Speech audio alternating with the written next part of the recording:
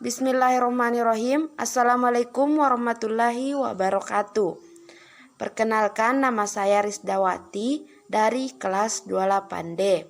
Baik, pada kesempatan kali ini saya akan memaparkan materi mengenai model pembelajaran inquiry untuk memenuhi salah satu tugas dari mata kuliah pendidikan IPA SD.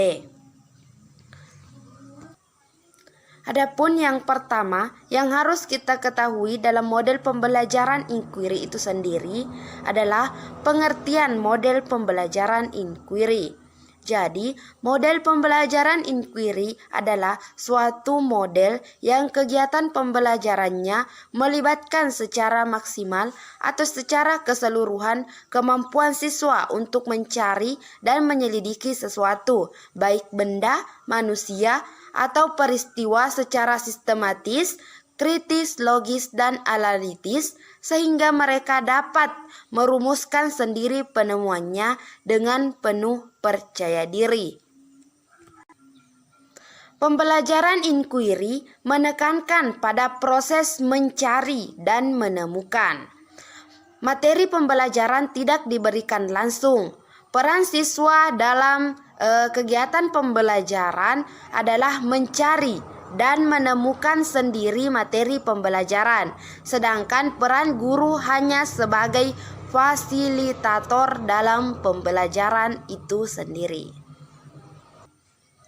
Selanjutnya, ciri-ciri pembelajaran inquiry. Model pembelajaran inquiry memiliki beberapa ciri. Yang pertama yaitu pembelajaran inquiry menekankan pada aktivitas siswa secara maksimal untuk mencari dan menemukan. Artinya, pada pembelajaran inquiry menempatkan siswa sebagai subjek belajar. Dalam proses pembelajaran, siswa tidak hanya berperan sebagai penerima, tetapi siswa juga berperan sebagai pencari. Ciri yang kedua yaitu seluruh aktivitas yang dilakukan oleh siswa diarahkan untuk mencari dan menemukan jawaban sendiri terhadap sesuatu yang dipertanyakan, sehingga diharapkan dapat menumbuhkan sikap percaya diri siswa tersebut.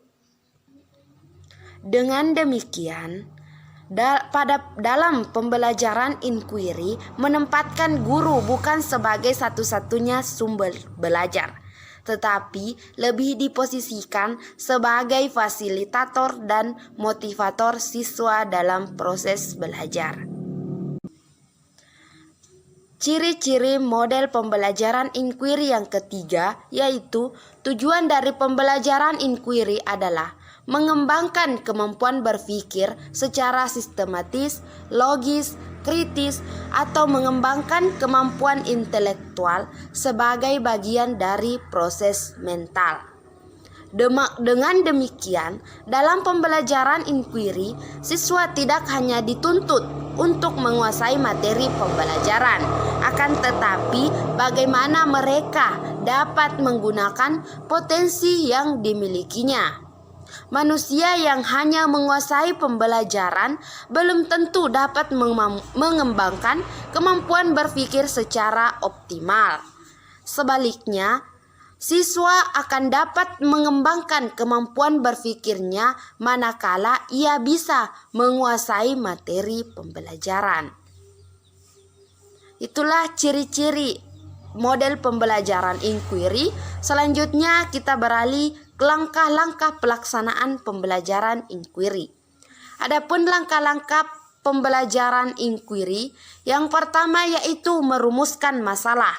Artinya, kemampuan yang dituntut adalah kesadaran terhadap masalah, melihat pentingnya masalah, dan merumuskan masalah.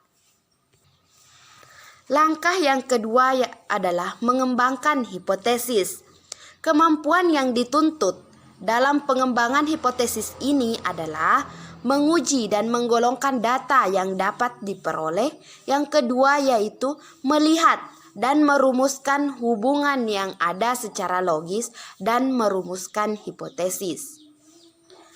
Langkah selanjutnya yaitu menguji jawaban tentatif. Artinya, kemampuan yang dituntut adalah merakit peristiwa, terdiri dari mengidentifikasi peristiwa yang dibutuhkan, mengumpulkan data, dan mengevaluasi data. Yang kedua yaitu mengklasifikasikan data. Yang ketiga, analisis data, terdiri dari melihat hubungan, mencatat persamaan dan perbedaan, dan mengidentifikasi tren, sekuensi, dan keteraturan. Langkah yang terakhir yaitu menarik kesimpulan.